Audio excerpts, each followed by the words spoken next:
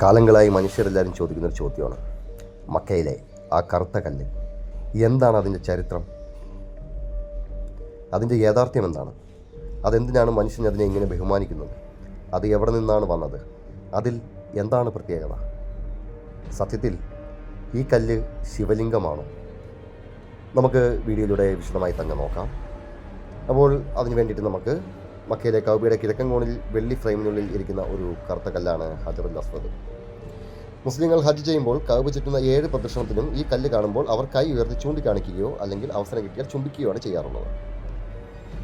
ശ്രദ്ധിക്കുക, അവർ കല്ലിനെ ആരാധിക്കുന്നില്ല. ഇതൊരു ഓർമ്മയാണ്, ഒരു പാരമ്പര്യമാണ്. ഇസ്ലാമിക പാരമ്പര്യം പറയുന്നത് ഈ കല്ല് ഒരു സാധാരണ പാറയല്ല, സ്വർഗത്തിൽ നിന്നും ഭൂമിയിലേക്ക് കൊണ്ടുവന്ന ഒരു കല്ലാണ് എന്നാണ്. അതിൻ്റെ കഥ ഇങ്ങനെയാണ്. ആദിയിൽ ഇത് വെളുത്ത നിറത്തിലുണ്ടായിരുന്ന ഒരു കല്ലായിരുന്നു. ലോകത്തിലെ മനുഷ്യരുടെ പാവങ്ങളെല്ലാം തൊട്ടപ്പോൾ അതിൻ്റെ നിറം കറുത്തതായി മാറിയെന്നാണ്. പ്രവാചകൻ ഇബ്രാഹിം അലൈഹിസ്സലാം കഅബ പണിയുമ്പോൾ ഈ കല്ലിനെ പ്രത്യേകമായി ഒരു കോണിൽ സ്ഥാപിച്ചു.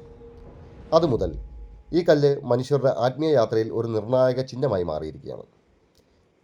ഇനി നമുക്ക് ആ കല്ലിൻ്റെ രൂപവും ഗുണം ഇതൊക്കെ ഒന്ന് നോക്കാം. ഇന്നത്തെ ഹജറുൽ അസ്വദ് കല്ല് ഒരു ഏകമായ ഒരു കല്ലായിട്ടല്ല ഉള്ളത്. കാലങ്ങളായിട്ടുള്ള യുദ്ധങ്ങളും തീപിടുത്തങ്ങളും ഒക്കെ കാരണമായിട്ട് ഈ കല്ല് പൊട്ടിപ്പോയിട്ടുണ്ട്.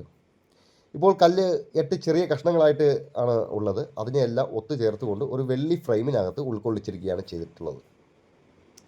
നമുക്ക് നോക്കുകയാണെങ്കിൽ കല്ലിൻ്റെ ഉപരിതലം വളരെ മിനുസമുള്ളതും വളരെ മനോഹരമായ രീതിയിലാണ് ചെയ്തിട്ടുള്ളത്. ഒരുപാട് വർഷത്തെ ചുംബനങ്ങളും സ്പർശനങ്ങളും മൂലം അല്പം താഴുന്നതുമാണ് ഈ കല്ലിൻ്റെ ഇപ്പോഴത്തെ അവസ്ഥ. അതിൻ്റെ നിറം നമ്മൾ പറയും പോലെ പൂർണ്ണമായ ഒരു കറുപ്പല്ല, അതൊരു തവിട്ട് നിറത്തോട് ചേർന്നിട്ടുള്ള അല്ലെങ്കിൽ ഒരു ഒരു തവിട്ട് ചേർന്ന ഒരു കറുപ്പായിട്ടാണ് നമുക്ക് കാണാൻ സാധിക്കുന്നത്. ഇനി നമുക്ക് ശാസ്ത്രത്തിൻ്റെ കണ്ണിലൂടെ ഇതിനെ ഒന്ന് പരിശോധിക്കുകയാണെങ്കിൽ ഈ കല്ല് മിക്ക ഗവേഷകരുടെ അഭിപ്രായത്തിൽ ആകാശത്തിൽ നിന്ന് വീണ ഒരു കല്ല്, അതായത് ഗോളാകാരമായിട്ടുള്ള ഒരു ഉൽക്ക ആണ് എന്ന് ഉള്ള ഒരു അഭിപ്രായമുണ്ട്. കാരണം അതിൻ്റെ ഒന്നാമത്തെ കാര്യം എന്ന് വെച്ച് കഴിഞ്ഞാൽ അതിൻ്റെ അസാധാരണമായിട്ടുള്ള ഈ ഒരു കറുപ്പ് നിറം, പിന്നെ മിനുസമുള്ള ഗ്ലാസ് പോലെയുള്ള ആ ഒരു പ്രതലം, പിന്നെ ചൂടിൽ പ്രതികരിക്കുന്ന രീതികൾ, പിന്നെ ഇതിൻ്റെ കനം, ഇതിൻ്റെ ഭാരം, സാധാരണ ഭൂമിയിലെ കല്ലുകളിൽ കാണാത്ത ഒരു ഘടനയും ഇതിൽ കാണുന്നുണ്ട്. അപ്പോൾ ഇതെല്ലാം കൂടെ ചേർത്ത് നോക്കുമ്പോൾ ഇത് സ്വർഗത്തിൽ നിന്ന് വന്ന കല്ലായിരിക്കും എന്ന മതവിശ്വാസത്തിനെ അടിസ്ഥാനപ്പെടുത്തിക്കൊണ്ട് ശാസ്ത്രം ഇത് ബഹിരാകാശത്ത് നിന്ന് ഭൂമിയിലേക്ക് പതിച്ചിട്ടുണ്ടാവാനുള്ള സാധ്യത തള്ളിക്കളയുന്നില്ല. കാരണം ഇത് ബഹിരാകാശത്ത് നിന്ന് ഭൂമിയിലേക്ക് വീഴാനുള്ള സാധ്യത കൂടുതലാണെന്ന് ശാസ്ത്രവും പറയുന്നുണ്ട്. ഇനി നമുക്ക് നോക്കാം ഇതെങ്ങനെ പൊട്ടിപ്പോയെന്ന്. നമ്മൾ പറഞ്ഞു ഏകമായ ഒരു കല്ലല്ല, ഇത് ഒരു 8ഓളം പീസുകളാണ് എന്ന് നമ്മൾ പറഞ്ഞു. അപ്പോൾ ഹജറുൽ അസ്വദ് പലതവണ ആക്രമിക്കപ്പെടുന്നുണ്ട്. ഒരിക്കലും ഒരു ആക്രമണ ഗൂഢസംഘം കഅബയിൽ ആക്രമിക്കുമ്പോൾ കല്ല് എടുത്തുകൊണ്ട് പോയതായിട്ടും ഉണ്ട്. പിന്നെ വർഷങ്ങൾക്ക് ശേഷം അത് തിരികെ കൊണ്ടുവരുന്നതായിട്ടൊക്കെ ചരിത്രമുണ്ട്.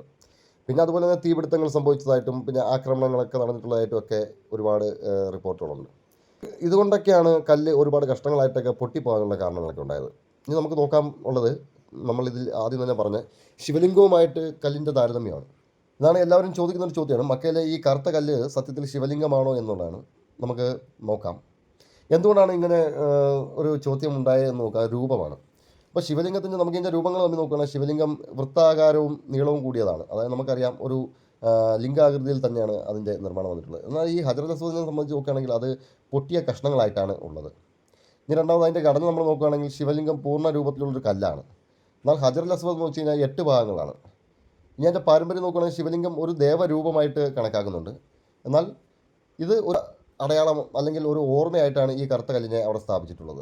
അതുപോലെ തന്നെ ശിവലിംഗത്തിൻ്റെ അടിയിൽ എപ്പോഴും യോനി എന്ന ഒരു അടിസ്ഥാനമായിട്ടുള്ള ഒരു കെട്ടുണ്ട്. അതിന് മുകളിലാണ് ശിവലിംഗം എപ്പോഴും സ്ഥിതി ചെയ്യാറുള്ളത്. ഹജറുൽ അസ്വദ് അങ്ങനെയല്ല. ഹജറുൽ അസ്വദിന് ഒരു വെള്ളി കവചമാണ് അതിൻ്റെ ചുറ്റും കൊടുത്തിട്ടുള്ളത്. നമുക്ക് ചരിത്രത്തിലേക്ക് നോക്കുകയാണെങ്കിൽ ശിവലിംഗം ആരാധന ഇന്ത്യയിലും ഹിമാലയത്തിലുമാണ് പൊതുവായിട്ട് കണ്ടുവരുന്നത്. മക്കയിൽ അറേബ്യൻ ഗോത്രങ്ങളുടെ പ്രാദേശിക ദൈവങ്ങൾ ആയിട്ട് നമുക്കിതിനെ ബന്ധപ്പെടുത്തി നോക്കുകയാണെങ്കിൽ പോലും നമുക്ക് അങ്ങനെ ഒന്ന് കാണാൻ സാധിക്കുന്നില്ല. അതുകൊണ്ട് തന്നെ കറുപ്പ് നിറം എന്ന് മാത്രം കൊണ്ട് 2 വസ്തുക്കളും ഒരുപോലെ കാണാൻ നമുക്കൊരിക്കലും സാധിക്കത്തില്ല. ഇനി തെറ്റിദ്ധാരണ ഉണ്ടാക്കിയത് എങ്ങനെയാണ് എന്ന് നമ്മൾ നോക്കുകയാണെന്നുണ്ടെങ്കിൽ ഇത് ആദ്യം പറഞ്ഞത് സന്യാസിമാരോ മുസ്ലിം പണ്ഡിതന്മാരോ ഒന്നുമല്ല. ഇത് കൊളോണിയൽ കാലത്ത് പശ്ചിമേഷ്യൻ എഴുത്തുകാരായിരുന്നു ഇതിന് ഒരു പ്രചോദനം നൽകുന്ന വാക്കുകളൊക്കെ കൊണ്ടുവന്നിട്ടുള്ളത്. ഈ എഴുത്തുകാരാണ്, അവർക്ക് ഇന്ത്യൻ സംസ്കാരവും അറബ് സംസ്കാരവും അറിയില്ലായിരുന്നു. അവർ കറുത്ത കല്ല് കണ്ടപ്പോൾ അതിനെ ലിംഗവുമായിട്ട് കൂട്ടിച്ചേർത്ത് വന്നിട്ടുള്ളതാണ്.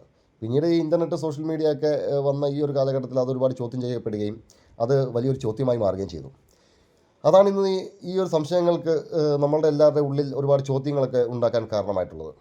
ഒരു മനുഷ്യൻ കല്ലിനെ ചുംബിക്കുമ്പോൾ അവൻ കല്ലിനെ ആരാധിക്കുന്നില്ല, അവൻ ചെയ്യുന്ന പ്രവാചകൻ്റെ സ്നേഹത്തിൻ്റെ ഒരു അടയാളമാണ് അതിൽ നമുക്ക് കാണാൻ സാധിക്കുന്നത്.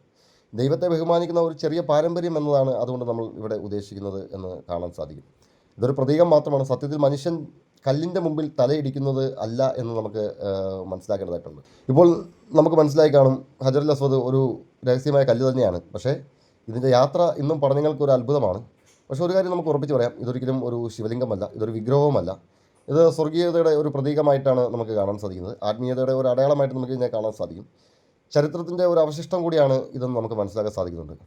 അപ്പം വിശ്വാസം വലുതാണ്, പക്ഷേ സത്യം അതിലും വലുതാണ് എന്ന് നമുക്ക് മനസ്സിലാക്കേണ്ടതായിട്ടുണ്ട്. അപ്പോൾ മറ്റൊരു വീഡിയോയുമായിട്ട് വീണ്ടും കാണാം. നിങ്ങളുടെ വിലപ്പെട്ട അഭിപ്രായങ്ങൾ കമൻറ്റായിട്ട് രേഖപ്പെടുത്തുക, നിങ്ങളുടെ സംശയങ്ങൾ കമൻറ്റായിട്ട് രേഖപ്പെടുത്തുക. ഒരുപക്ഷേ അതിലൊക്കെ കാരണമായിട്ട് മറ്റൊരു വീഡിയോയ്ക്ക് നിങ്ങളുടെ ഈ കമൻറ്റുകൾ കാരണമായി മാറിയേക്കാം. നന്ദി.